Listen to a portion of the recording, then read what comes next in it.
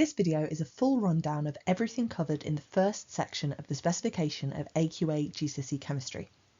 This includes atomic structure, the periodic table, and also a weird bit about separating mixtures that my school doesn't actually teach in this topic, but in the interests of completeness, it's in here. All substances are made of atoms. An atom is the smallest part of an element that can exist. There are about 100 of these different elements, and for GCSE Chemistry you don't need to know the exact number, but you do need to know that they're listed in the periodic table of elements. When we start talking about compounds, these are substances formed by chemical reactions where different elements join together. A compound contains two or more different elements which have been chemically combined, which is AQA's way of saying bonded, and they've been chemically combined in fixed proportions, which means that they're always in the same ratio to each other, and therefore we can represent a compound using a chemical symbol formula, like H2O. You do need to be able to name some of these compounds based on their formulae. There are two rules that you should know about for ionic compounds. If there are two elements in the compound, then you take the name of the metal and you just leave it as it is. And then you take the first syllable of the name of the non-metal, so ox for oxygen, or fluor for fluorine, or chlor for chlorine, and then you add "ide" to the end. So that means Fe2O3 is iron oxide, CuCl2 is copper chloride, and SNS is tin sulfide. Then if you have a compound that has three elements in it, and the third one is oxygen, then we follow basically the same process. But at the end, instead of putting "ide", we put 8. And 8 is kind of like the chemistry secret handshake to say, this compound has also got oxygen in it. You've almost certainly encountered copper sulfate, which is CuSO4. That's those blue crystals that you may have practiced making.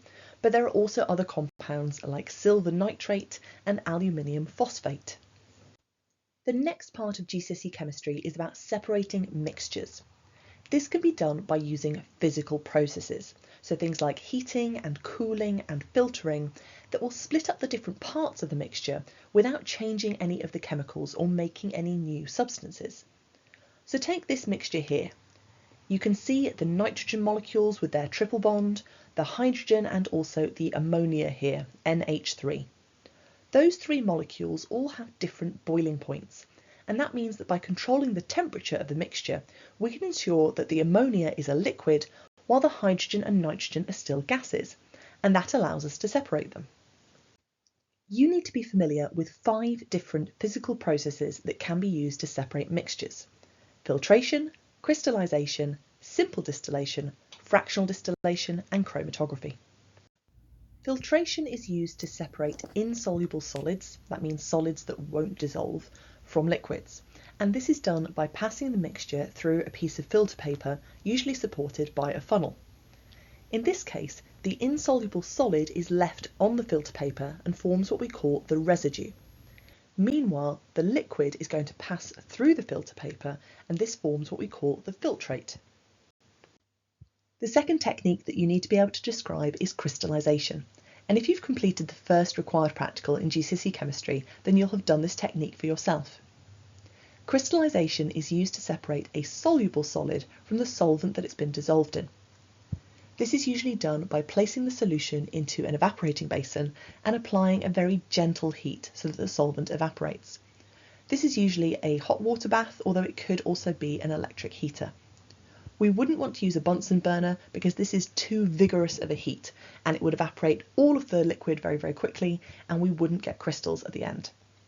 If we're trying to achieve crystals, then we want to heat this mixture until about half of the liquid has evaporated, or you could say until it reaches crystallization point.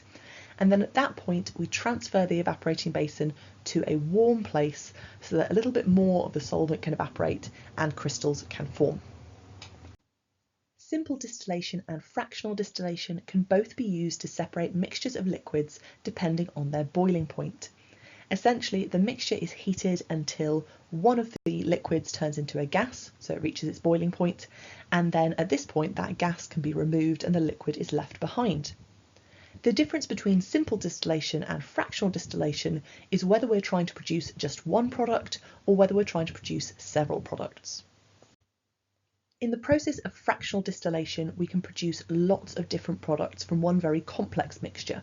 And if you're at the end of the GCSE, then you'll have encountered this in more detail in Unit 7 when you learnt about the fractional distillation of crude oil. In this fractional distillation process, the mixture enters a fractionating column and it's heated until the various different components evaporate. Within the fractionating column, there is a temperature gradient, which means it's very hot at the bottom and it's very cool at the top. As the different gases rise up the fractionating column, it cools down, and as that happens, they gradually begin to condense. Depending on what their boiling point is, they'll condense in different parts of the fractionating column, and this allows us to extract all of the different fractions at different places. Chromatography is a separation technique often used when we want to analyse mixtures of liquids such as colours in an ink to see what's there. In chromatography, substances are separated according to their retention. This means how well they are retained by a stationary phase, in this example the paper, while a mobile phase, in this example the solvent such as water, passes through it. In paper chromatography, this links directly to the solubility of the substances. So if a substance is more attracted and has stronger forces of attraction to the stationary phase, which is the paper, then it won't move as far as if it's more attracted to the mobile phase, which is the solvent, which would make it more soluble and would mean it would travel further. To analyse the results of paper chromatography, your sample will be compared to a number of known standards. In paper chromatography, it's important that the start line is drawn in pencil and that the solvent doesn't come above that pencil line. Both of these will stop the start line from running and obscuring the results. You may also use a lid to prevent the solvent from evaporating, particularly if you're using a volatile solvent like ethanol instead of water. Next, we come on to the modern model of the atom. You should be able to draw this model of the atom and identify that the protons and the neutrons are found together in the nucleus at the centre, while the electrons orbit the outside in shells. You should know that when you're drawing a specific atom, we can put 2 electrons into the first shell before moving on to the second, and then we can put 8 electrons into that second shell before moving on to the third, and we can also put 8 electrons into the third shell before moving on to the fourth. You won't be asked to draw any atom that's further along in the periodic table than calcium, which is the 20th element. Thinking more about these subatomic particles, these smaller parts of the atom, you should be able to identify how many there are in a particular element by using a periodic table square. Here we have lithium. The number at the bottom of the periodic table square is called the atomic number, and it does actually say on your AQA periodic table that you get in your chemistry exams in the key atomic brackets proton number. So that tells you that for this atom there needs to be 3 protons because the atomic number is 3. In an atom, the number of positive protons is balanced out by the negative electrons. So if there are 3 protons, there will also be 3 electrons. The number at the top of the periodic table square, which is the mass number, tells you the total number of particles in the nucleus. So since we know that there are 3 protons, and we know that there are 7 subatomic particles in total in the nucleus, and that the nucleus only contains protons and neutrons, by subtracting 3 from 7, I can work out that there must be 4 neutrons. You also need to know the relative masses and the relative charges of each of these subatomic particles. For the relative masses, protons and neutrons are both 1, which means that they basically weigh the same amount as each other. And for electrons, we're going to say that the relative mass is very small. If you have learnt a number, that's fine, although you aren't required to know a number for GCSE chemistry, but the important thing is that the mass is not 0. For the relative charges, the most important thing to remember is that as soon as you see that word relative, you won't get the mark if you just write positive or negative. We need to have an actual numerical value. So protons with a P are positive, and they have a charge of +1. The electrons which balance them out are negative, and they have a charge of -1. And then the neutrons which are neutral have a relative charge of 0. You should also know how small these atoms are. They're absolutely tiny, 0.1 nanometers across, which we can also express in standard form, so a radius of 1 × 10⁻10 meters. And even though in this diagram we've drawn the nucleus quite big, that's really only so that I can fit the positive signs on the protons.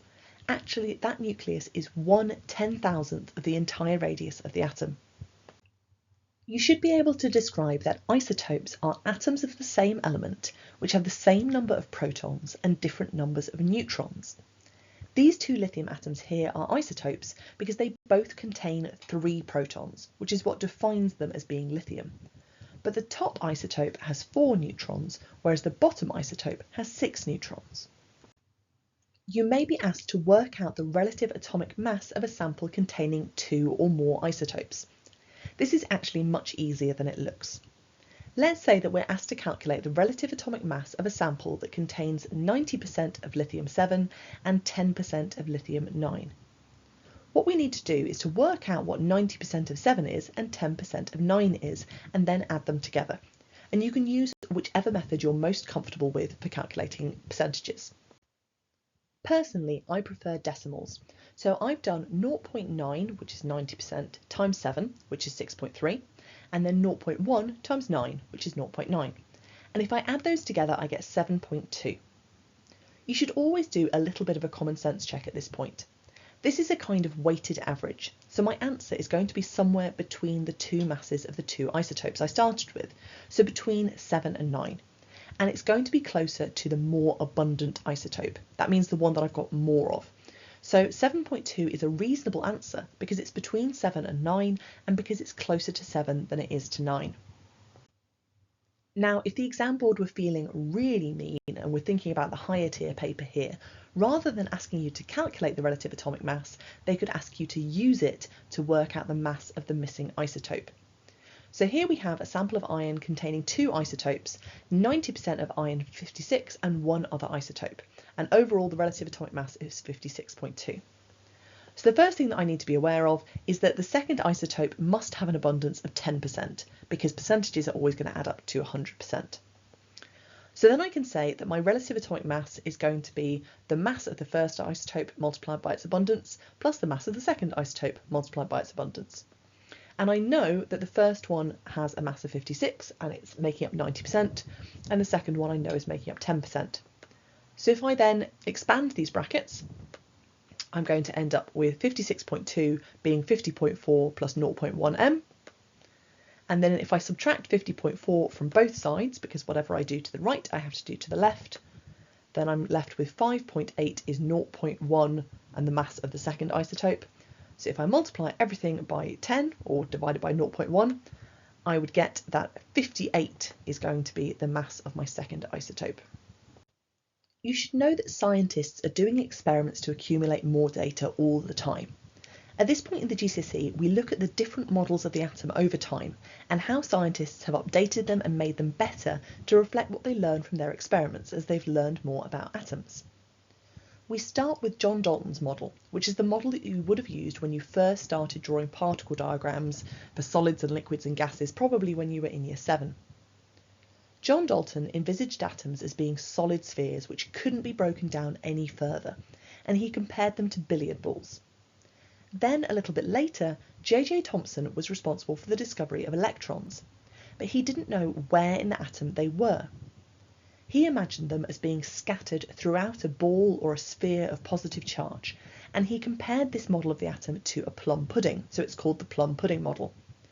If you've never seen a plum pudding, just think of a Christmas pudding with all the little sultanas in there, and then imagine that instead of sultanas, they're electrons. So in the plum pudding model, we don't have a nucleus, we don't have electrons going around the outside, they're stuck throughout that 3D sphere. Then came Ernest Rutherford, and this is the one example of a scientist where you do need to know about the experiments he did in order to find out what he found out. Ernest Rutherford and his students Geiger and Marston carried out the alpha scattering experiment, in which they took alpha particles, which are positively charged helium nuclei, and they fired them through a very thin sheet of gold foil. What they found was that the vast majority of these particles went straight through, and this was evidence that most of the atom was actually empty space. But they also found that a small proportion of the alpha particles were deflected, so they were either bounced off to the side or they bounced straight back. And this was evidence for two things. One was that there was a mass concentrated in the centre of each atom, and the second thing was that that concentrated nucleus was positively charged, because that explained why the positive alpha particles were repelled, because two charges that are the same as each other are going to repel. Once Rutherford had identified that the atom had a central nucleus, the next step in our history was that Niels Bohr identified that the electrons weren't just moving randomly, they were actually orbiting the nucleus at fixed distances, and we now call these shells. Interestingly, his mathematical models matched the experimental data that he managed to produce. The final piece of the puzzle was in 1932 when James Chadwick discovered the neutron. This allowed us to explain why some elements seemed to have a relative atomic mass that wasn't a whole number. It wasn't because they somehow had half a neutron, it was because there were two different isotopes, and the overall mass that had been found was an average of them. Next, we come on to the periodic table. The first thing you should really be aware of is that your AQA GCSE periodic table does contain a key, and that key tells you that the number at the top is the relative atomic mass and the number at the bottom is the atomic number, also known as the proton number, which is crucial if you're working out the numbers of subatomic particles. Now we can start to break this periodic table up into groups, which are the columns, and into periods, which are the rows. All of the elements in a particular group have the same number of electrons in their outer shell, and in fact it's the same number as the group number. And this means that they're going to have chemically similar properties. Everything in group 1 has 1 electron in its outer shell, and therefore it's a highly reactive metal. Everything in group 2 has got 2 electrons in its outer shell, and so on. The periods are arranged according to how many shells an element has. So everything in the first period only has 1 electron shell, and everything in the second period has 2 electron shells. We can also split the periodic table up into metals and non-metals by drawing a staircase either here or here. But since for GCSE Chemistry we're only interested in the first 4 periods, it doesn't actually make any difference for the groups that we're looking at, which are groups 1, 2, 6, 7 and also the transition metals. The one element that you do need to be aware of though is that hydrogen, despite being a colourless gas and quite clearly a non-metal, is positioned slightly towards the left-hand side of the periodic table. You should know that the metals are found towards the left and the bottom, whereas the non-metals are found towards the right and the top. For GCSE Chemistry, you should know that metallic elements are those that form positive ions, and metals are malleable, so they can be hammered into shape, they're conductive both of electricity and of thermal energy, and they have high melting points due to the strong electrostatic force of attraction between the positive ions and the delocalized electrons that make them up. The reason that the periodic table is called the periodic table is because the same chemical properties occur periodically, in other words, at regular intervals. If we take lithium as our first element and we count on 8 elements from there, we get to sodium, which is very similar to lithium. They're both alkali metals. They're very soft, they're very reactive, they react quickly with water and oxygen. And then if we count on another 8 elements, we get to potassium, which is also an alkali metal and also very similar. So because these properties come back around at regular intervals or periodically, this is called the periodic table. The periodic table hasn't always been laid out in the way we use now. When it was first developed, subatomic particles had not yet been discovered. So we couldn't put the elements in atomic number order as we do now, because we didn't know how many protons they had because protons hadn't been discovered. And we couldn't put all of the elements with 1 electron in their outer shell into group 1 because electrons hadn't been discovered yet. Initially, the elements were arranged according to their atomic weight, which was data we did have. And that led to a few problems. Because although the weight does go up as the atomic number goes up, there are some exceptions. It's not a perfect one-to-one correlation. To take some of the elements that you're quite familiar with, if you arranged elements according to their atomic weight, then potassium and argon would be the other way around. And you would have potassium, which is a really reactive metal, in the middle of the noble gases, and argon, which is an inert, unreactive, colourless gas, in with the alkali metals. And that's clearly not right. Now, those weren't actually the original elements that helped us to detect that there's a problem, but they are elements that you're fairly familiar with. Also, there were some things missing. There were some elements that had not yet been discovered when the initial drafts of the periodic table were developed. You've hopefully heard of the famous Russian chemist Dmitry Mendeleev. And what he did was say, I'm going to leave some gaps because I believe that there are elements that haven't been discovered yet. But he didn't just leave those gaps as a cop-out, he also made predictions of the properties of the elements that would eventually be discovered and filled those gaps. So later, when scientists did discover those elements, and they did have the chemical properties and the masses that he had suggested, this was taken as very good evidence that his work was accurate, and so his periodic table was widely accepted by the scientific community. You also need to know about 3 specific groups in the periodic table, and then if you're taking GCSE Chemistry or Triple Science, you also need to know about the transition metals. The group 1 elements are often referred to as the alkali metals, and these are soft, highly reactive metals. You can see here that they're so soft I was able to cut this piece with my scalpel. They all have 1 electron in their outer shell, and when they undergo chemical reactions, they lose this electron. The only thing stopping that electron from being lost is attraction to the nucleus. So it's easier to lose an electron when it's further away from the nucleus because it's experiencing less electrostatic attraction. So that means that the larger an atom gets, the more reactive it is. So as we go down the group and add an extra shell for each period, the atoms steadily get more reactive. So for instance, potassium is much more reactive than sodium, which is much more reactive than lithium. When these metals react, they can react with oxygen to form metal oxides. And that's why before I cut the metal open, it wasn't shiny on the outside, because it was coated with a layer of metal oxide. They react with water to form metal hydroxides, which are alkalis, so you can test for them with universal indicator or another pH indicator like litmus or phenolphthalein. And they also make hydrogen gas, which you can test for by igniting it or setting fire to it, and you can prove that it's hydrogen because it will burn rapidly with a squeaky pop sound. The alkali metals also react with chlorine, which is a green gas, and when they do that they form white solids, which are metal chlorides, and it's a very exothermic reaction, so we also see a very bright light as the green chlorine gas disappears.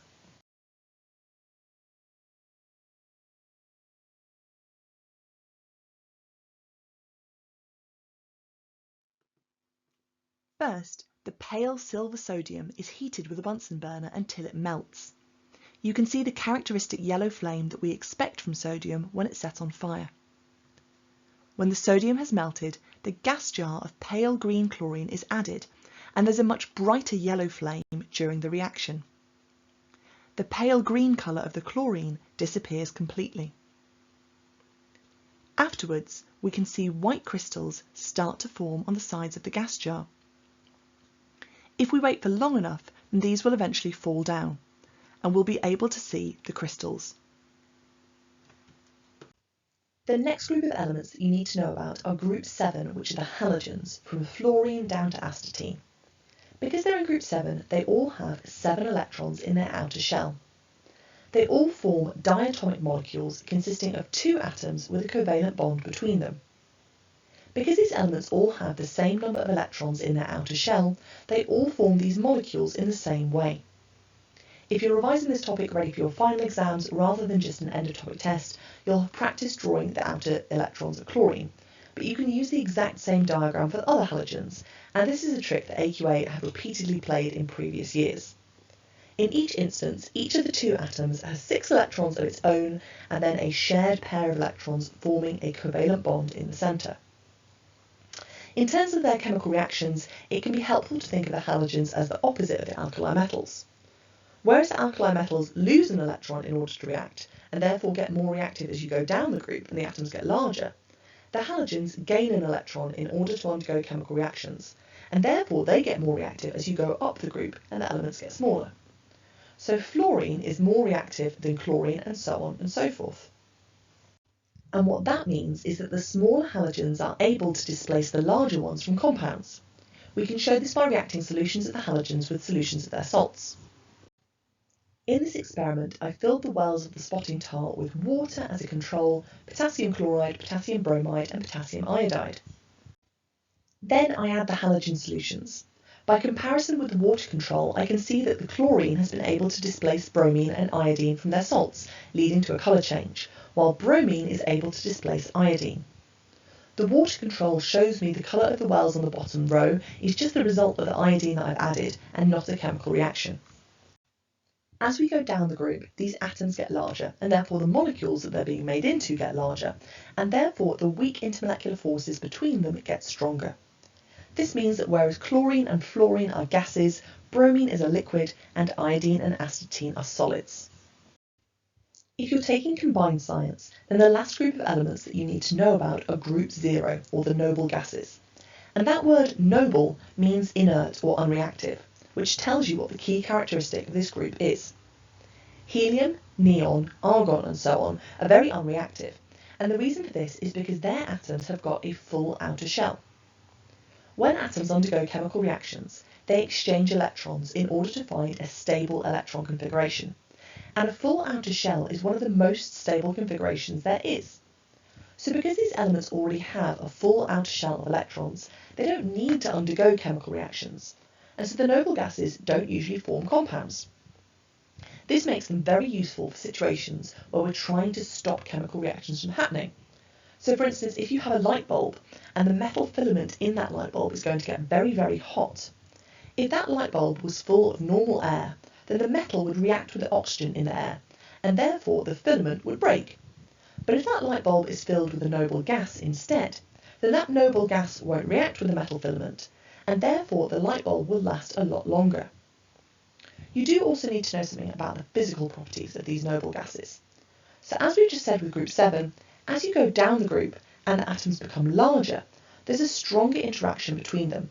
There's a stronger force, and that's hard to overcome.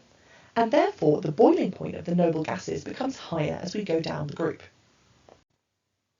The last part of this video is only relevant if you're taking GCSE Chemistry, also known as Triple Science. If you are, then you also need to know about the transition metals. This is the block of elements that sits between group 2 and group 3 of the periodic table, and it includes metals like chromium, manganese, iron, cobalt, nickel and copper. In comparison with group 1, they are much harder and denser. They have higher melting points, and they're far less reactive with oxygen, water and halogens like chlorine. They characteristically form ions that have different charges.